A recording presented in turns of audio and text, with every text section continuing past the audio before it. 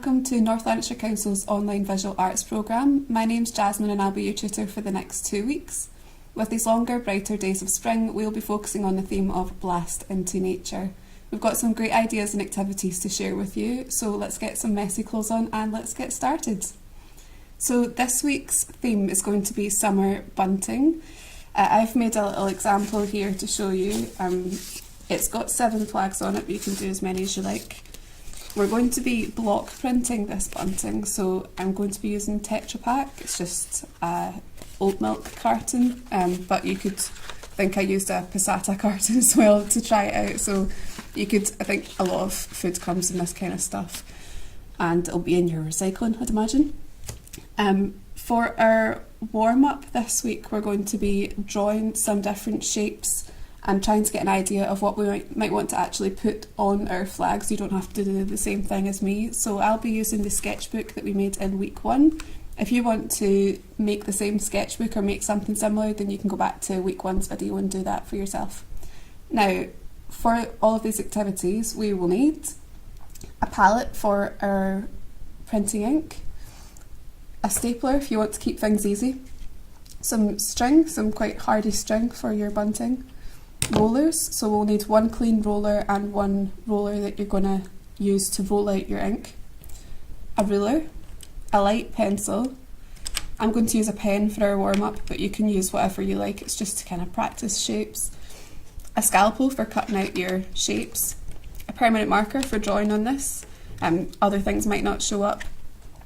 I've got block printing ink. This is just water-based ink. You can get it pretty much on most online art shops, and you can also get packs with this ink and rollers, which is quite good. They're quite cheap. A glue stick if you'd like to use it instead of your stapler. And I'm using this sugar paper for my bunting, but you could also use coloured card if you want. I just quite like the texture of the sugar paper. Okay, so for our warm-up, just pop this little example away.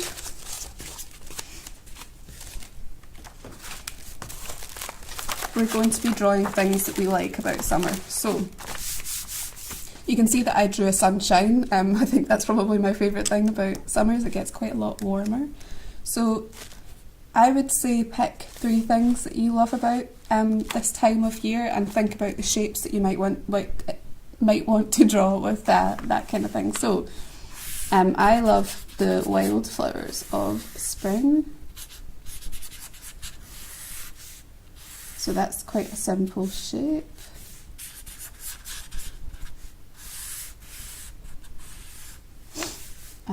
Sunshine, like I've done in my example.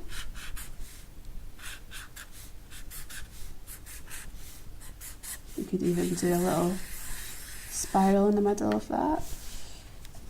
And maybe even ice cream.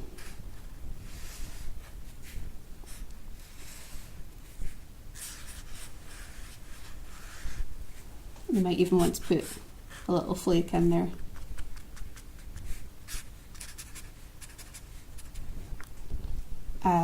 If you had any other things that you wanted to draw, then you can go ahead, but I think those are quite easy shapes. You could also think about beach waves, pebbles, things like that are just nice, simple shapes.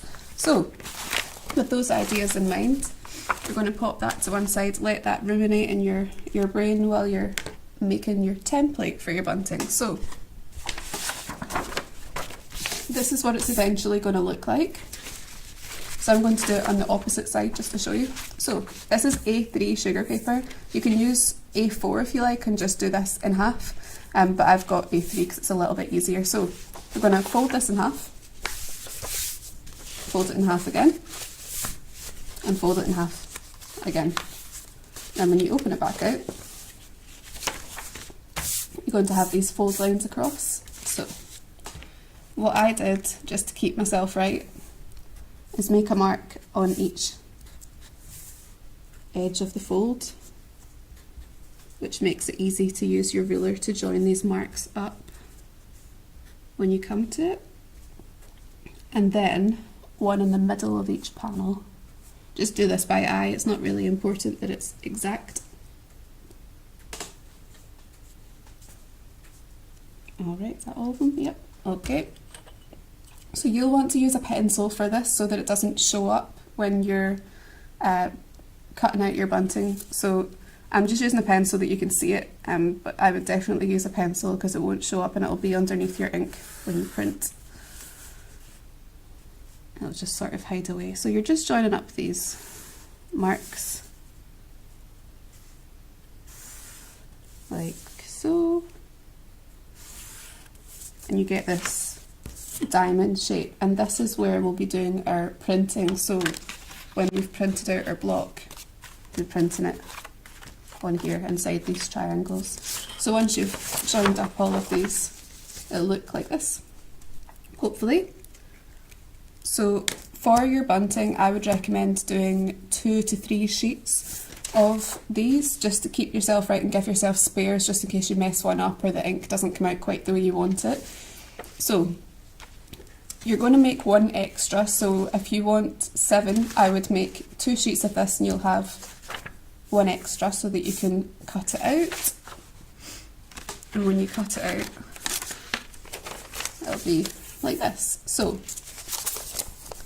you're going to fold this in half to make your triangle, and you're going to draw around it on your Tetra Pak. This Tetra Pak's quite, you can see how this has got quite a shiny surface on this side, and on this side it's just cardboard. We're going to use the shiny side, and you're just going to mark this out with your permanent marker, and then you're going to draw your shape. So you can see that I've drawn the sunshine that I drew earlier, a little wave, and just a triangle with the wave top just to finish it off at the bottom, make it a little bit more graphic. And then the parts that you want your paper to shine through, you're going to cut out. So you can see on my bunting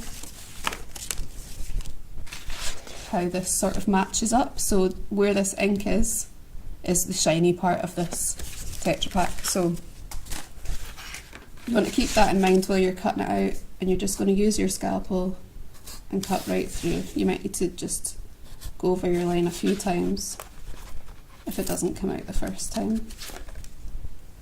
It's quite thick, which means it's a good thing actually that it's quite thick, because it means that you'll be able to use it for all of your bunting without the material kind of crumbling. It's quite good for that. So you can see that this is sort of coming into shape.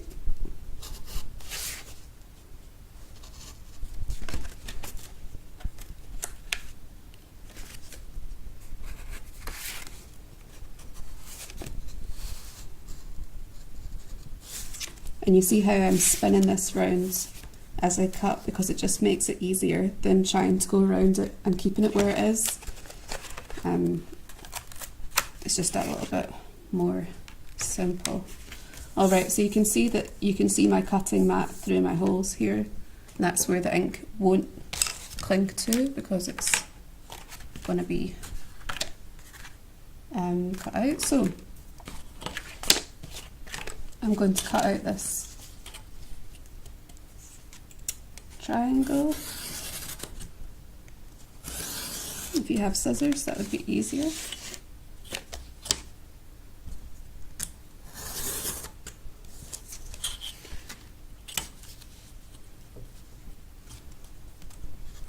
You could also do this by cutting out individual shapes in the Tetra Pak if you wanted to play around with where things are going to be on your triangle. But I'm just going to use this one triangle template and use it like a stamp, and then that keeps things quite simple. So this is going to be your little print, so you can see that you would just press this down here and here once it's got its ink on it. Alright, get this rubbish out of the way. So I'm going to start with some blue.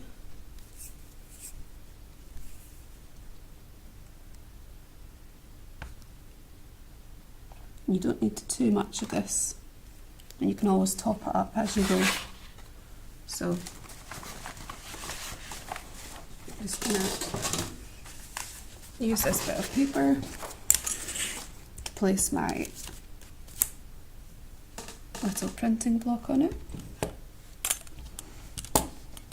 And I'll save this wider roller for the thing itself because it's actually quite about the same size. So I want to roll this out evenly. And that's the noise we like, that kind of crackly noise. It means that it's not too thick.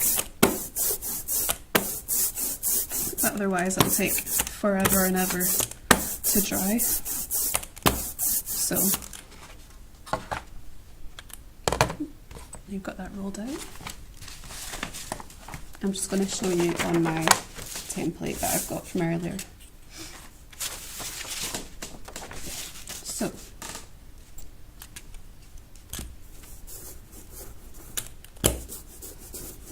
I just want to roll this evenly across.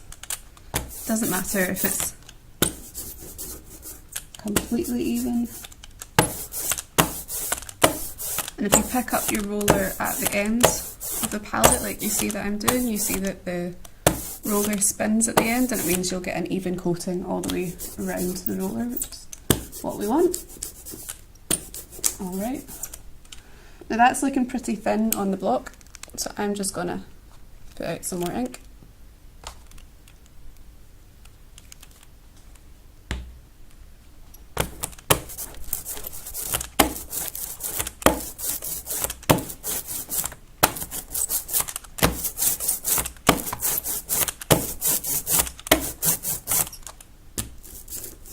Here we go, you can see how that's so much darker now. Alright, so this is a messy one, but don't worry about it, it does all wash off. So, where you've made your lines, I've not got them on this one just because it's an example. You'll just pop it in here. There we go. You just want to roll it with your clean roller. And just check to see if it's worked.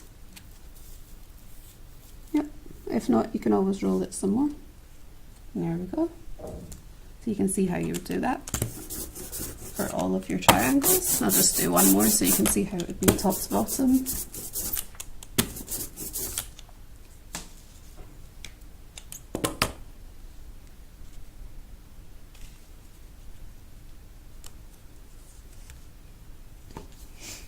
And since you'll be doing quite a lot of these, you might want to wash this block in between sheets of bunting just to keep the edges clean so that you're not getting super messy, because it does happen. This ink is quite thick.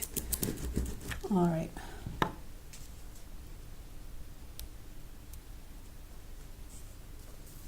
Just peel that off. Alright. So once you've done your two sheets, you're going to cut some out. So you get your scalpel. I'm just going to cut out this dry one. And you'll be able to follow your lines that you made earlier in pencil.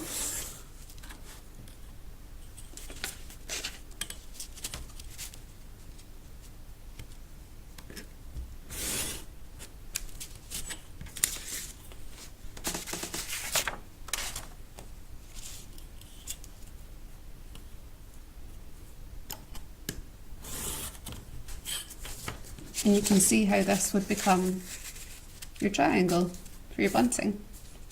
So let me just show you how you would attach it to your string.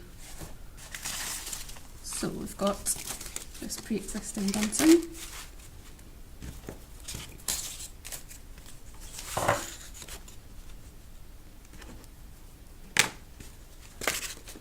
So you're going to lay your string along this little crease that we've got in the middle between your two triangles, and I'm just going to use a glue stick. Now you can use PVA glue, double-sided tape, a stapler if you like, just to keep things away from the wet materials. It's totally up to you. I would recommend not using PVA if you're using this type of thin paper, as sometimes it can change the way the ink looks on the other side just because it's gotten a bit wet and it is water based. So you want to pull that through to the right interval between triangles and press it down, making sure that your string is following along that crease so that all your triangles will hang straight. There you go. So you should be able to still pull your string through if you want to adjust it later. But that's your bunting there. I hope you managed to do that yourself. And I'll see you next week for our next activity. Bye!